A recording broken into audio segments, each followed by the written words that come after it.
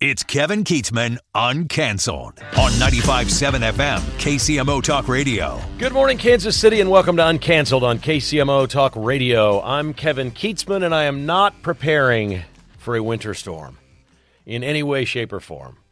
I refuse to. We're out of town here for a few days, working in sunny Arizona, where the Royals are training, and we're going to take in a couple of ball games this week. And we're working while we're here, which is a great part of this job, to always be able to go somewhere and broadcast from said locale. And indeed, we are in that spot. And whatever happens, happens. Sorry to hear that 70-mile-an-hour winds are coming and maybe 1 to 3 inches of snow. My shovel will be tucked away in the garage. Thank you very much. We got a great show lined up for you today, including perhaps the single stupidest statements ever from Eric Swalwell, who says some really stupid stuff. The Democrat congressman talking about the war in Ukraine and Russia, he has taken the cake with stupidity. We'll get into the money, the monetary, the percentages of the Missouri State Stadium bill that has been proposed by a representative from Jackson County named Mark Sharp and a couple of other legislators. And the Chiefs have met with a running back that could be a good fit. We'll talk about all that ahead on Uncanceled, where we start today with the politics of the moment and instant gratification. And that's really what this game has become. And I'm going to pick out examples on both sides today to demonstrate the point of how we all buy into things that are just politics of the moment. The classic example is what Pete and Mark were just talking about a couple of moments ago, and that is Volodymyr Zelensky has now tweeted out that he's ready to go to the negotiating table, and he wants peace. And he wants specifics on no fly, no drones, no missiles, all this. While we negotiate a deal. That's the easiest thing in the world to say, let's take 30 days and stop and see if we can negotiate this out. That's called good faith. That was going to happen. But the politics of the moment that happened on Friday and then over the weekend just continued to give instant gratification to the players in the game. That's all it was. I'm sure Trump didn't like what happened, but he probably felt good about the aftermath, knowing that Zelensky would have to come to the table. Zelensky, like a little 7-year-old, threw his tantrum, kicked and screamed, and acted like a big man, and then went to Europe and thought he was going to get a lot of help from Europe. And Europe's like, well, we just don't have the money that they have in the United States, so we can't really do what they've been doing for you. So the instant gratification for some of the people involved in this was there in the politics of the moment, but it doesn't end that way. We knew where this was going. Volodymyr Zelensky is out of options. This war is not going to continue without the United States funding it. The Democrats are no longer in charge. The party of war is no longer in charge in the United States, and they are the party of war. We'll tie that in later with Eric Swalwell, because he's really upset this thing could be coming to an end. But the politics of war are great for the Democrat Party, and that's what they're all about, and it is over. And so we see this, and we know that it's going to come to an end. And I think there probably was an ultimatum on this deal that Trump said, you're going to come out and say you want peace, you're coming back to the table with some specifics before I take that podium tonight and give this speech before Congress. And if you don't, we're out. We're just out. If we stay in, we'll negotiate this thing for you. We'll take care of you. More than anything else, we'll give you personal protection, you and your family. And if you need asylum after you lose your election or get thrown out or whatever, maybe we take them to the United States. Maybe they go to a separate country somewhere else that is a place that the United States could help protect him. Maybe they put him up in some giant lodge in Idaho somewhere where he can live out his life and have some Secret Service around him. I don't know. What Zelensky's going to want more than anything else very quickly is to stay alive. That's it. That's it. And once that sets in with him, this can be resolved very quickly. See, they don't care about the million lives they lost on the front line. Zelensky cares about his life. It's the same every time. Human beings have been at war for centuries. This is what we do. It's the people at the top that try to find the escape hatch. But it isn't just things as serious as war. I'll give you some Republican examples. Pam Bondi and Kash Patel have talked really big games. They've been all over a lot of stuff getting confirmed. What have they done? They've been on television a bunch. They haven't done anything at this point. All this expectation of Pam Bondi and Kash Patel, nothing. But the politics of the moment was, we can't confirm these people. This is going to be unbelievable. Remember, it was 10 years ago that the Democrats were saying, in the moment, You can't have Donald Trump as president. He wants to start World War III. And what are they saying now? Well, we can't have Trump as president. He doesn't want to start World War III. Which is it? These people are crazy. And the things that they do for all of us, it's maddening to try to discern between what's real, what's fake, and what's just complete hype. Missouri Attorney General Andrew Bailey has sent a letter to Mayor Quentin Lucas in the city of Kansas City, Missouri, taking a page out of DOGE, saying he wants all the receipts from January of 2021 until now about lawsuits, legal fees, and documents that Quentin Lucas has spent. And put out this quote, according to Andrew, and I like Andrew Bailey, but I don't know where this is going. This is not a filed lawsuit. This is a letter saying we want to see the money you spent. And I like it. I like it. It's instant gratification for me to read this and think, oh, that's great. That conservative Republican Andrew Bailey in Jeff City is coming after Mayor Q. And then Bailey puts out this comment, quote, Mayor Quentin Lucas has spent millions on lawsuits to undermine the rule of law and defund Kansas City, Missouri police. Okay, that's great politics for Andrew Bailey. And it's not the best thing for Quentin Lucas to come up with these numbers. But do you think Quentin Lucas is so dumb that he doesn't have this all ready to be filed and buttoned down and taken care of to where it's perfectly legal? There's no assertion here that it's illegal. Maybe he's just trying to play DOGE. I don't know. But it's just instant gratification for voters, and it's nonstop. And if we could just find a way for these people to do things that are productive on a daily basis, we would be better off. I'll give you an example. When people are actually out there doing something, that's what I like. I'm presuming it's what you like. It's what the left hates. They like the game of politics. That's their deal. They like big government operating. Don't look at that. Here's this shiny object over here. We're going to give you instant gratification today. They hate it when people actually do stuff. So who do they hate more than anybody right now? Donald Trump, sure, and Elon Musk. Was there any instant gratification with anything that they're doing? Yes, there was daily news with Donald Trump. All the executive orders is one thing after another. But these are real items that's actually doing something. And we see it. We see the results of what they are doing. Not as fast as we'd like them. It's over $105 billion saved out of the budget right now. They're trying to get to $1 trillion, but they're not very far in on this. So I'm going to give them plenty of time and plenty of rope to figure out ways to level this thing off. I think they know what they're doing. But Trump and Elon aren't there out every day just throwing one more thing at us, little catnip, to try to make us feel good about what's going on. We know what they're doing. We know because of the reaction from the other side. We see the receipts on this stuff.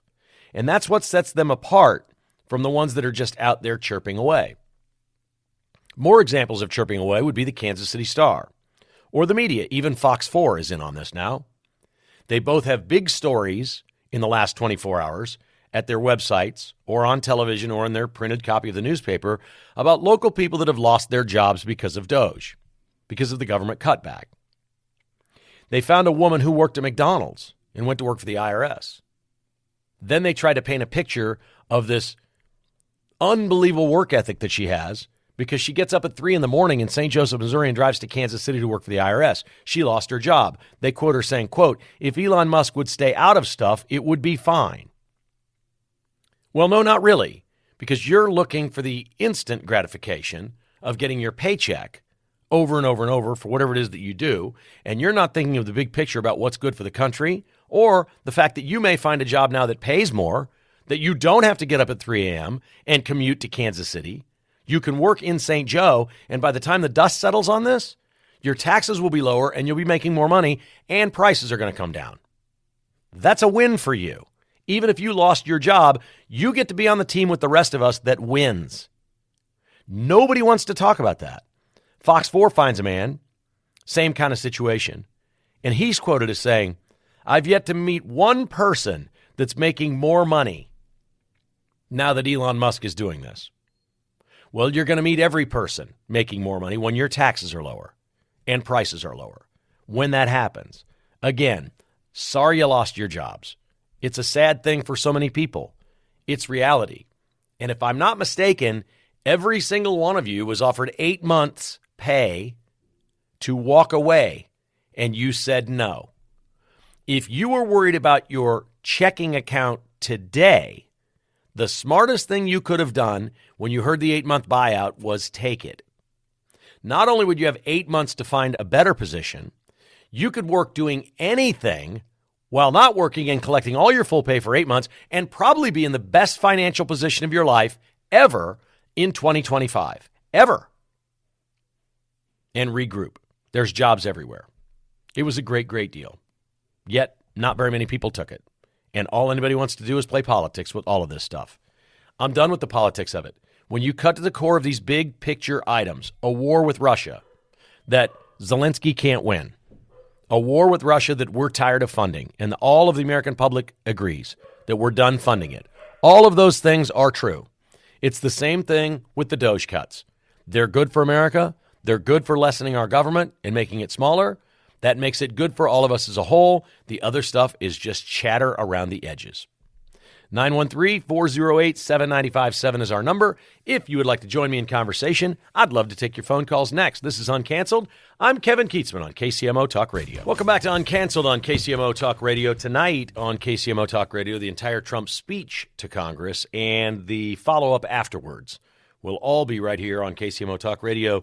You can count on this radio station for everything that's breaking. Whenever you want to hear it, it's here, and you can listen anywhere in the world on your device, streaming live, video, everywhere. Your radio, good old-fashioned FM radio. This is good stuff, man. KCMO Radio is on a roll, and we've got everything that you want to hear. Right now, we're taking to the phones, and Donna is up first today in Paola. Good morning, Donna. How are you? Good morning. I'm great. And I just want to say I agree with everything that you've said so far. I'm tired of paying for Ukraine. I'm tired of paying for other countries. We need to start taking care of our people, our American vets, and people who have actually worked for a living. I'm also tired about hearing whiny babies who said, oh, I lost my job. Well, guess what? I lost 2 of them to layoffs. Welcome to reality. Quit whining, get off your butt, and go get another job. It's not rocket science. Yeah, nobody reacts this way when corporations cut 100 people or something like that in Kansas City. It fades away. It's gone in 2 seconds, and that's that. Another important thing you said, Don, about taking care of our own people, I think we have fallen into a terrible trap in this country the last few decades of saying the way we take care of people is by giving them something. Here's what we need to do in America. We need to teach the young generation, the new generation, that it's your responsibility to take care of yourself and your own family. We've gotten away from that. And if Donald Trump is sending every day a big picture message to Americans, it's don't expect this government to take care of you because at any moment, this government can take things away from you. And this is the first time in my life I've actually seen our federal government take things away from people. I've joked forever that once they pass a bill and we spend money, it's forever. Like they're never getting rid of Social Security, never getting rid of Medicare, never getting rid of any of these. Nothing ever goes away. This is the first time in our life anything's gone away. Unfortunately, for some people, that's their jobs, but we don't need 2 million federal workers. We simply don't need that many. There are too many departments, too many tentacles, and I am thrilled, and I think it's a blessing for Americans, especially young ones, to see, oh, you know what? Maybe it's not that perfect and safe to work for the government because a lot of people go to the work for the government thinking if we go do this, it's for a lifetime and I never have to worry about it. We need to teach people that they've got to take care of themselves. And when something fails or something terrible happens in your life, there will be a safety net for you, but that's not what the government is designed for. We're not here to help you. You're here to help yourself. Absolutely. And the ones I'm talking about taking care of are the ones that fought for our freedom. That's for sure. What we should be taking care of first and foremost. Absolutely. Absolutely. And we talk about mental health all the time with veterans that we have in this country and some of the issues. And of course, the injuries and those that are hurt in war or people that lose family members, all those things. That's what I'm talking about. That's the safety net part. But these were all people that in the beginning went to go help themselves and serve their country and fight and do whatever. Those are tough jobs. That's not somebody sitting at a cubicle or sitting at home, filing their nails while they supposedly think they're on a Zoom call doing some work and not doing anything. Those are 2 totally different things. Absolutely. Fully agree. Excellent. Thank you for your excellent call. Thank you for getting it out there. Thank you, Don. I appreciate you very much. Thanks for listening to Paola. Hello to my family in Paola. I've got family in Paola. Here's Leonard and Shawnee on Uncanceled. Good morning, Leonard. What's up in your world? Hey, not much, buddy. Not much, buddy. Hey, the thing with Trump and Elon, they don't want the the liberals don't want anyone to ask questions. They want everyone to be in the dark. They don't want to be exposed. Same thing with the mayor. He gets on Carrington's place and he says in his fake voice, if you haven't heard someone's name insinuating, don't listen to them. And in the same interview saying, and Kevin Keatsman with rumors, don't listen to him. They just want to oppress and not have a voice, and they only want their voice to be heard when they need something. Well, I can respect the other side for pushing what it is that they want to push. But, when Mayor Lucas finally put out last week that letter about the stadiums and the teams, I didn't understand any of it. It was so vague. I mean, this guy's a lawyer, and he could write something very specific and say, here's the plan. This is what we're going to do. But he put something out vague, which I understand why he had to put something out. He had to do something in the aftermath of all that. People saying, okay, what exactly is it you're going to do? We're going to get into next segment a little bit more on the Missouri funding and what they have in mind for the Chiefs and Royals. And again, I'm making no prediction on where these teams are going. I'm going to tell you what I think of the numbers and the offers that each of these teams have and what their options are. And I'll give you my best guess as to what the best business deal is for them. But if they decide to go with emotion, that's something that we can't gauge here at all. You and I, Leonard, we can't gauge what people do emotionally. What we can look at is a set of facts and say, okay, what's the best deal? Just like with Ukraine and the Russia war. The set of facts is plain. Zelensky can't stay in power, and the war can't go on forever. It's been 3 years. It was honorable that they fought as hard as they did, but they've lost 1 million people. And ultimately, all Zelensky did was get rich, and now all he's going to do, we know this about Zelensky, and people like Zelensky, all he's going to want is safe haven for himself. That's all he really wants. It's not Mother Ukraine. He's going to want safe haven for himself. These people are all the same. Yeah, and to me, I was taken aback when he brought up, if you haven't heard this person's name, don't listen to them. And then also in the same breath, someone that's been a voice for almost 40 years, and then, don't listen to him. It's just rumors and everything like that. And then he's saying what he thinks. And to me, I just think that was pretty rich that he came out with it. No one called him out on that. He wants to silence people, and that was very offensive to me, and that's why I said, no, Kevin Keatsman's back, and he's better than ever, and he's on at 10 o'clock in the morning, and that's why I told him that your voice and everyone else, the average person voice needs to be heard. Thank you, Leonard. Appreciate the call, man. You're the best. Very nice of you to say.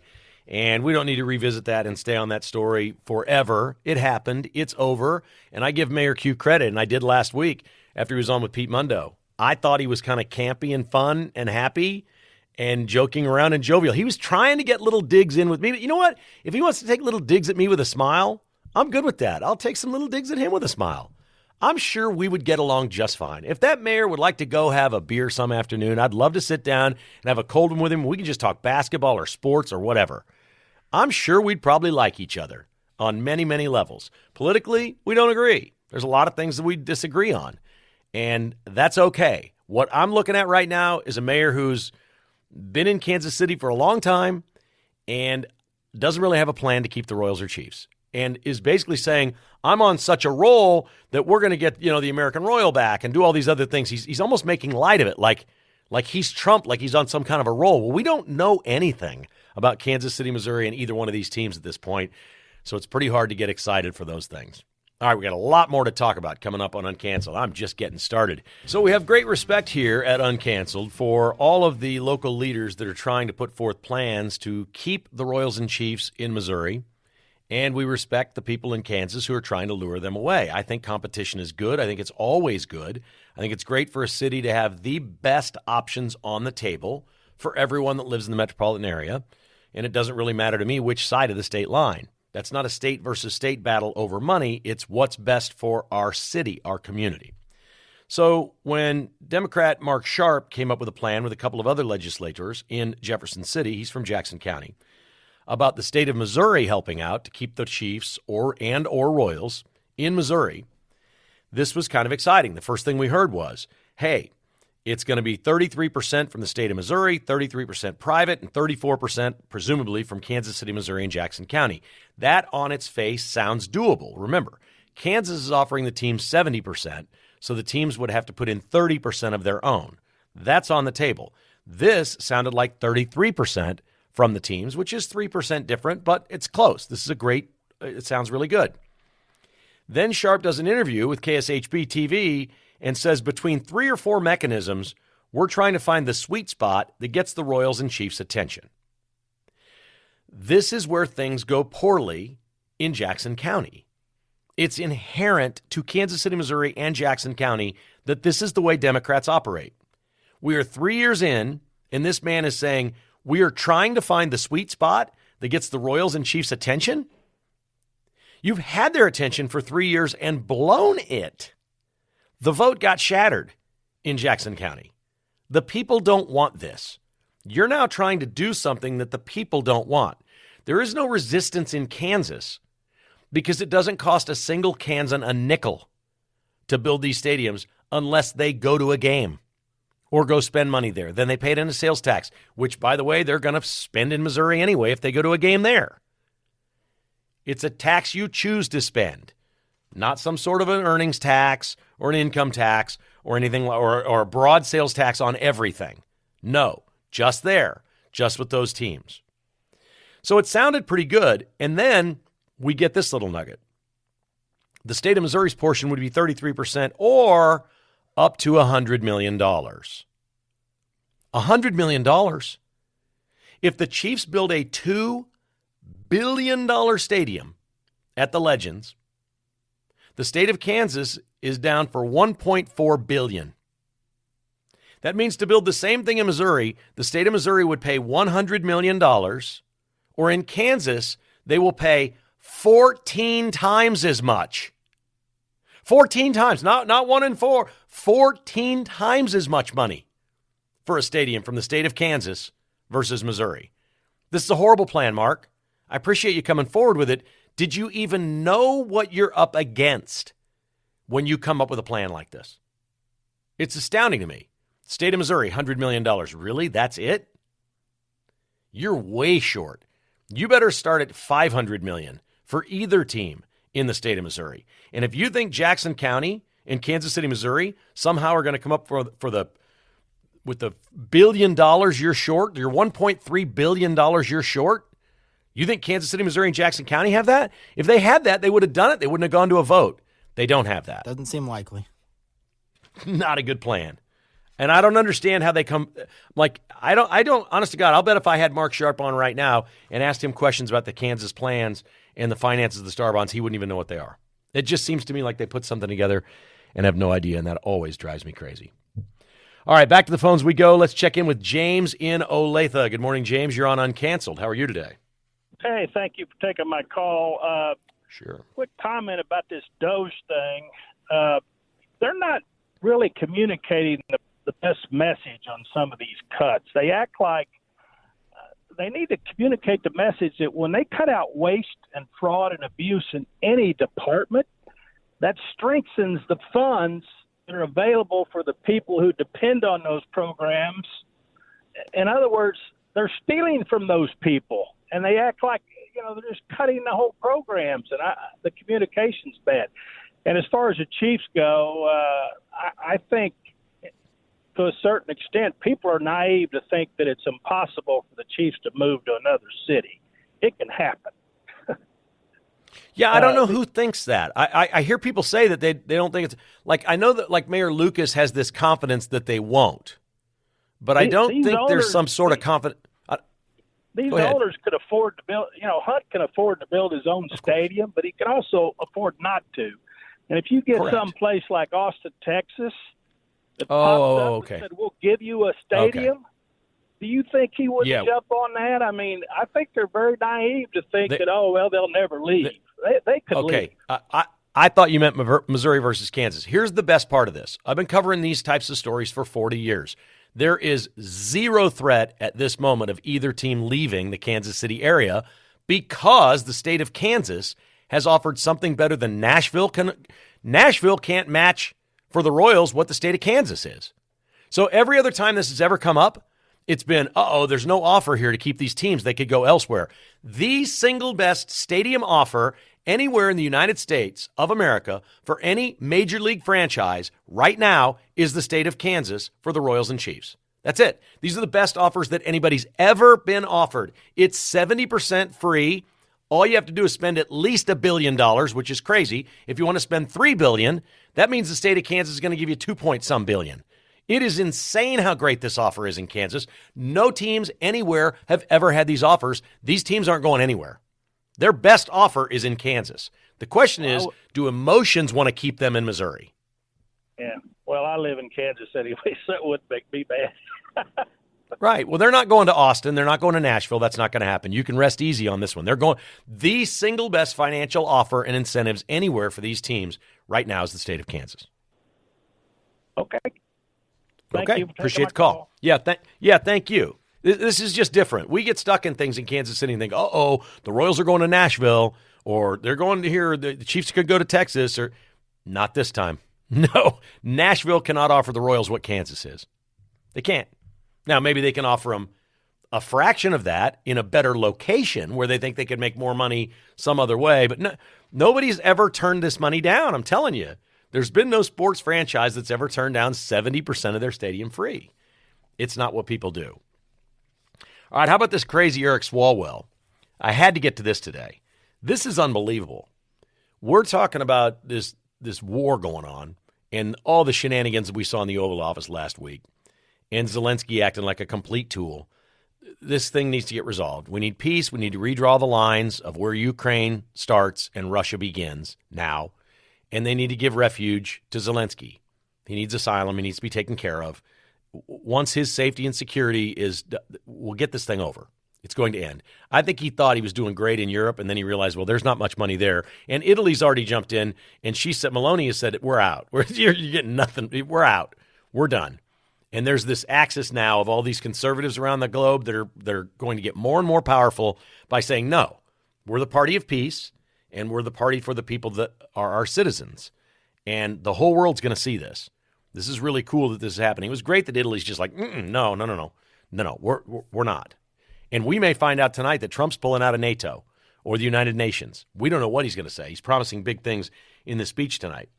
But they're so freaked out on the Democrat side that their gravy train is coming to an end. Remember how they reacted with DOGE. They're doing the same thing with this war.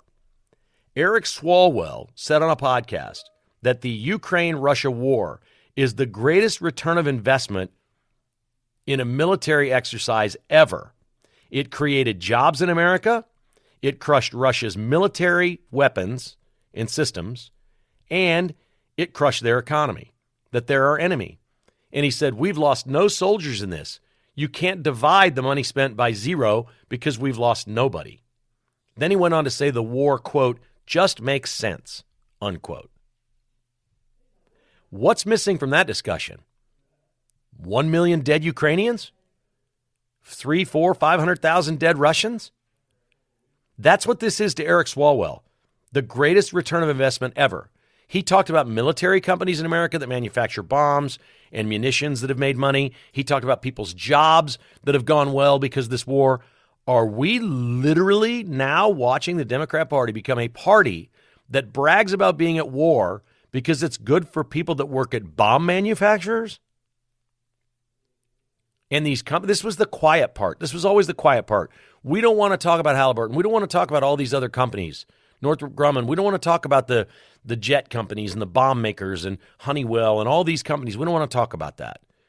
That's the underside. He's just coming out and saying it, that this war and 1.5 million dead people is the greatest return of investment that we could ever have in a military campaign. This is the best one. It was just our money. And he said, yeah, it was a lot of money that we spent, but the return, this is just like their government.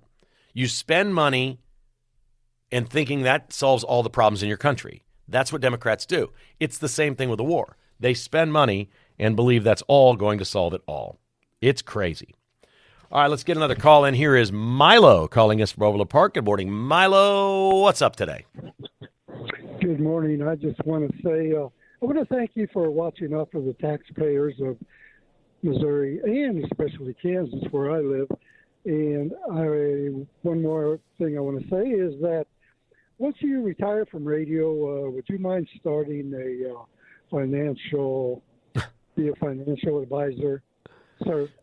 Thank you. I am completely, thank you for the call, Milo. I appreciate that. I'm completely unqualified to be a financial advisor. I don't understand crypto and a lot of different things in investments. I'm more of a Dave Ramsey kind of guy. If you buy something, pay for it. Don't borrow the money. It's cool to have a nice, really expensive, fancy, flashy car, but it sucks to have a $1,000 car payment. No matter how much money you have, it's stupidity when you think about it. You're getting from point A to point B no matter what. There's a lot of things that I will spend money on that are stupid. I'm like anyone else. I've got my weak spots too. But if you just think about things big picture, if you're going to buy something, pay for it. It's the same thing with these stadiums, and I think that's what he's referring to. These teams at the end of the day are going to look at the best financial deal for themselves. Maybe there's something emotional in this for them. Maybe the Royals really want to be downtown, and they'll take a worse deal to be downtown. That might be great for Kansas City, and it might work out just fine for the Royals. Usually teams take the most money. Maybe Clark Hunt wants to stay where his dad built a stadium, and it's emotional to him. Maybe he'll take a crappy deal and stay there and renovate that thing. But if he can spend $3 billion on a stadium with a roof that goes back and forth, and the renderings of that thing is really cool, and an entertainment district around it at the Legends, and get 70% paid for by the state of Kansas, why wouldn't you? And a Super Bowl and a Final Four and all those things. Is anybody thinking about that? When you say you love Arrowhead, anybody thinking about having a Super Bowl here and Final Fours and like really, really big, cool, massive events because we'd have the coolest stadium in America? Has anybody thought about what it'd be like to have the nicest stadium? I don't think anybody thinks about that here very often. We just think about keeping what we have. And there's something good about that. There's something very Midwestern about that. But I don't think anybody would tell you that the old airport is better than the new airport. There's a lot of things about the new airport I don't like. I don't like the trans bathrooms.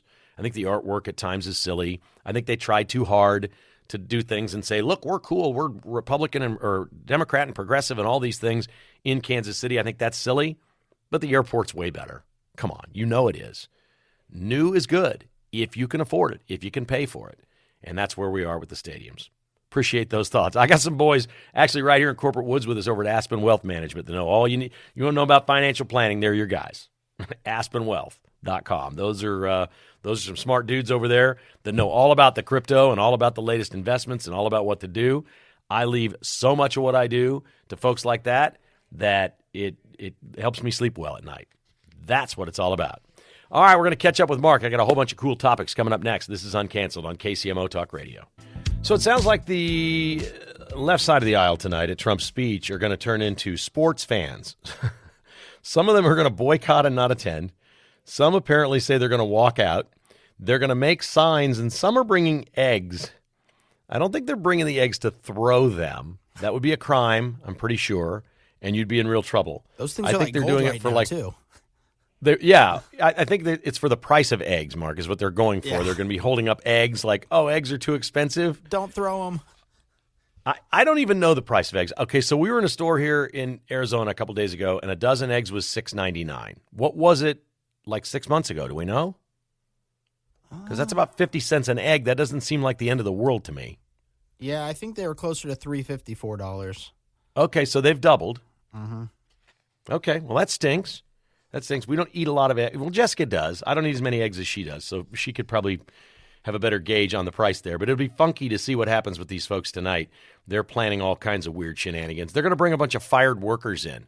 Like every member gets to bring a guest, and so they're going to bring fired workers and try to make a deal and say, we're going to make Trump look these people in the eye that he fired. Yeah, because he's never done that before. The man literally had a network television show where he fired people. Oh, yeah. And they're gonna try to intimidate Trump in the Capitol building, right? By bringing in people that were fired. Okay. All right. Good luck with that. Roger Marshall came clean with Pete, didn't he? I nailed this. I was the one who predicted these people came from Colorado that heckled him because they were so close to the Colorado border. There's some nutty people in Denver now, and they made their way into Oakley, Kansas. Know what he said? License plates, and a lot of people were saying, we don't know where they're from, and they had Colorado plates on? Yep. Love that. Love being right. How about this? The Chiefs have met with Cam Skattebo, the running back from Arizona State, who was a sensation last year in college football.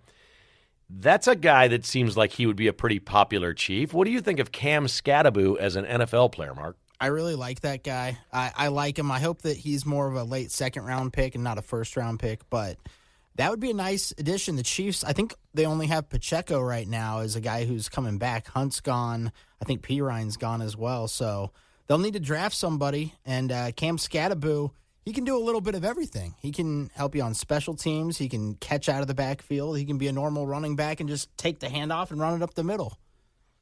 He's got a little Pacheco to his game. He's the Energizer Bunny. He's the guy that just never slows down.